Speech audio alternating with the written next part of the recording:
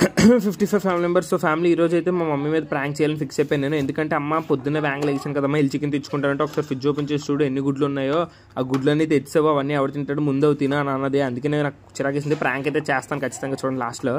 So ఇప్పుడు అక్వేరియంలో మా గోల్డ్ ఫిష్లు ఉండి దాంట్లో లైట్ పోయిందన్నమాట. వాటికి లైట్ అలవాటు, ప్రతిరోజు రాత్రి పెడతాను. కానీ మా అమ్మకి లైట్ లేదమ్మా అంటే అరగంట ఉంది ఉంది ఉంది అని వెతికి అది తెచ్చింది. కానీ ఇప్పుడు మా అమ్మాయి తెచ్చింది కదా, అది హీటర్ మాట, చలికాలంలో పెడతాను నేను అది.